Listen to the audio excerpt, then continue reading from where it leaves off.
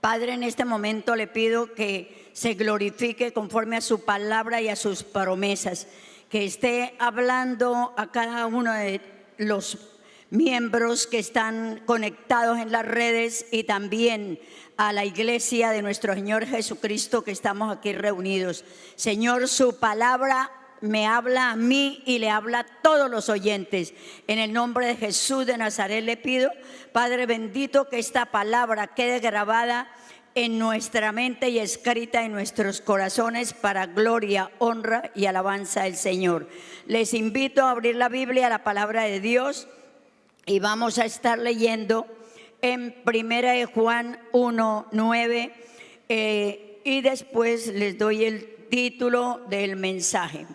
1 Juan 1:9, leamos la palabra de Dios y dice así, pero me gustaría que la leamos desde el versículo 7.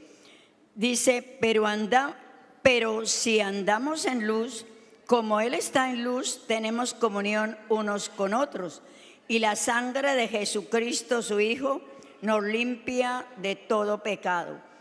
Si decimos que no tenemos pecado, nos engañamos a nosotros mismos y la verdad no está en nosotros.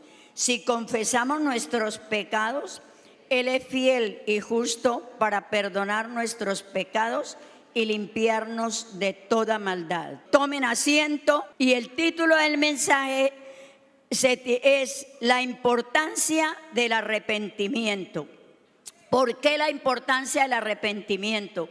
La palabra de Dios dice que la paga del pecado es muerte.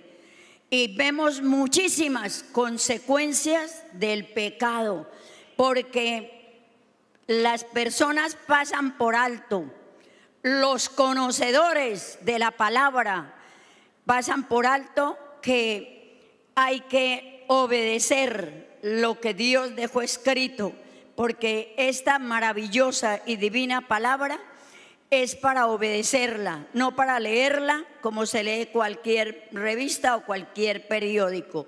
No, es para obedecer.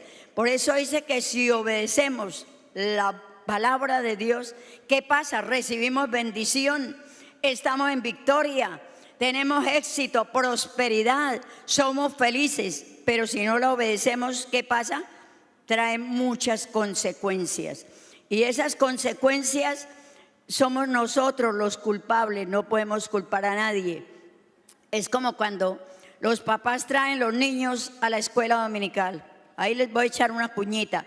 Y creen, y eso que va a la iglesia y se porta así. No, aquí a la iglesia viene a recibir bendición.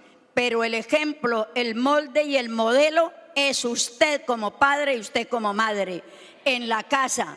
No culpemos a los pastores ni culpemos a la iglesia, porque somos nosotros los que, si no educamos los hijos, sirven para tres cosas: para nada y para nada y para nada. Entonces, por eso es bueno corregirlos y darles bien uno, dos o tres fuetacitos bien puestecitos. Se les advierte. Cuando den el motivo, yo le decía a mis hijos, va una, dos, y la tercera, usted ya sabe que tiene que pasar a la habitación donde les tenía una habitación para arreglarlos.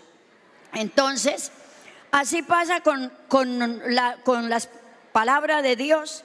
Dios es fiel, Dios es bueno, Dios nos ama. Por eso dice la palabra que de tal manera amó Dios al mundo que ha dado a su Hijo unigénito, para que todo aquel que en Él crea no se pierda, mas tenga vida eterna. Y yo los 40 y pico de años que he vivido en los caminos del Señor, los he vivido muy felices, porque he tratado de obedecer la palabra, de vivir para Dios, de vivir en santidad. Por eso no se les olvide que sin santidad, dice Dios, nadie verá al Señor.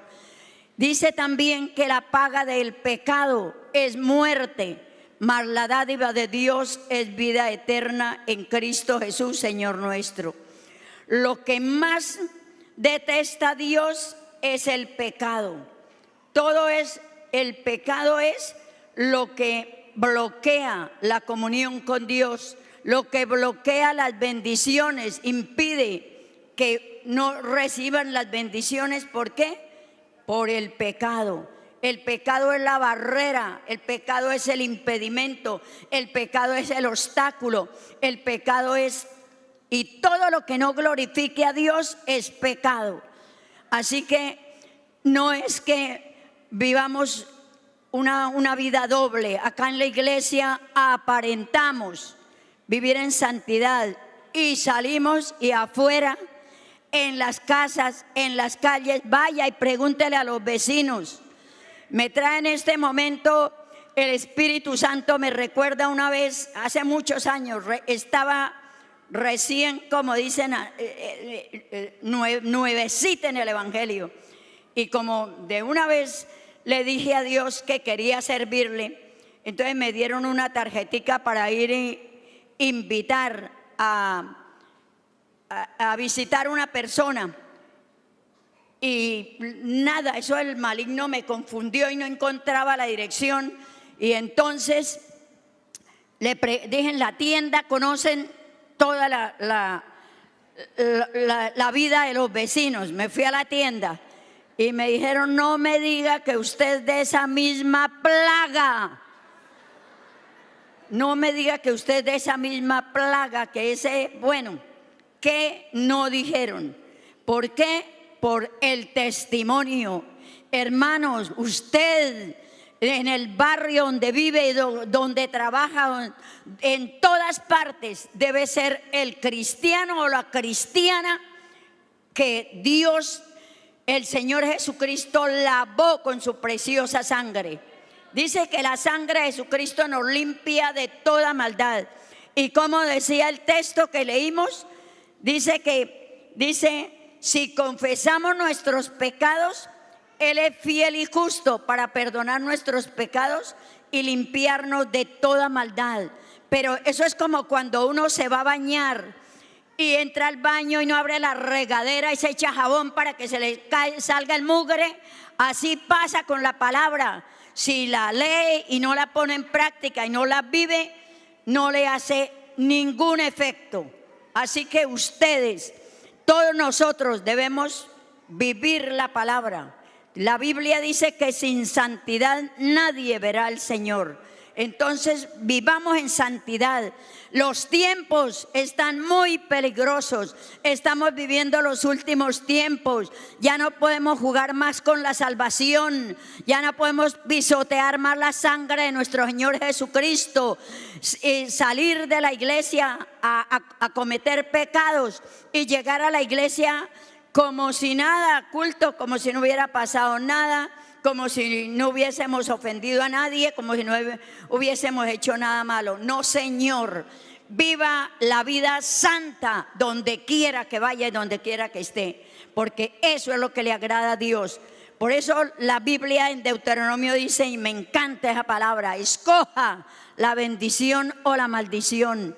De nosotros depende cómo queremos vivir, como reyes o como la gente de afuera del mundo. La Biblia, la palabra de Dios es clara y dice: no améis al mundo ni las cosas que están en el mundo, porque el mundo pasa y sus deseos, pero el que hace la voluntad de Dios permanece para siempre.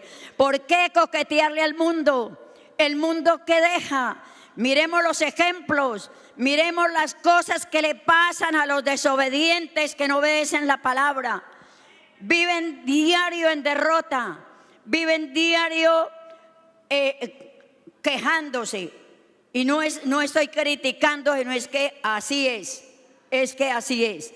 Entonces, cuando obedecemos la palabra y no pasamos por alto lo que Dios dejó escrito, porque aquí hay algo maravilloso, y es que Dios nos ha dado un espejo en la casa para las hermanitas. Cuando se visten, se ponen la ropita y se miran al espejo. ¿Van a agradar a Dios o a quién van a agradar? Hermanas, con el respeto y con el perdón de mis pastores, les digo, me da dolor y quisiera como traerles a cada uno un retacito para que ahora las que le quitaron las mangas, y no son las nuevas, las antiguas, a los vestidos le pongan el pedacito de tela para que cuando levanten el brazo a adorar a Dios no se les vea hasta la tercera generación. ¿Oyeron, hermanas? Es un consejo que les doy, porque no son ustedes las que sienten vergüenza. El que siente vergüenza es el cristiano que verdaderamente ama al Señor y no le agrada que pisoteen la sangre de nuestro Señor Jesucristo.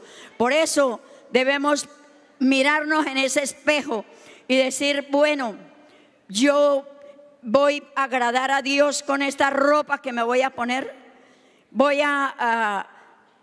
¿Se sentirá Él bien? Entonces, hermanitos, qué pena, pero el tiempo se acabó y yo no voy ni en la mitad ni en la mitad de lo que Dios me dijo, porque no vayan a creer como que me subo aquí a regañar. No, le doy gracias a Dios porque he oído muchas veces que me dicen regañona, pero no soy regañona. Lo que pasa es que me gusta y quiero que nadie se pierda, sino que todos lleguemos al arrepentimiento, que cuando el Señor venga a levantar su iglesia, nos vayamos todos y nadie se pierda.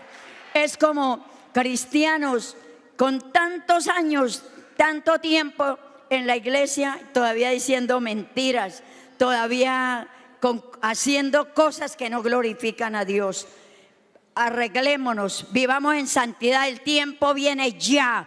Y yo quisiera orar, hacer una oración para que Cristo venga ya a levantar su iglesia. A ver cuántos se van y cuántos se quedan. ¿Por qué? Porque debemos estar preparados. Preparémonos para irnos con el Señor. Recordemos que Dios viene por una iglesia mancha, una iglesia limpia, una iglesia que la Biblia dice que sin santidad nadie verá al Señor.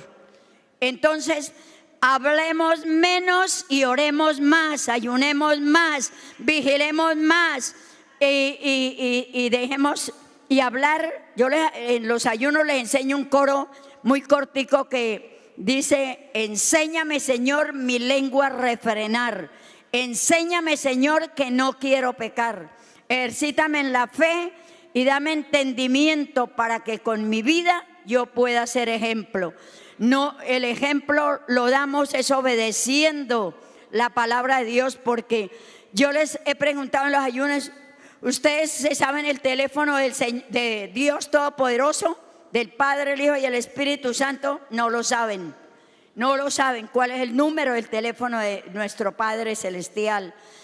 El espejo del alma, ¿cuál es? El espejo del alma es la Biblia, la palabra de Dios.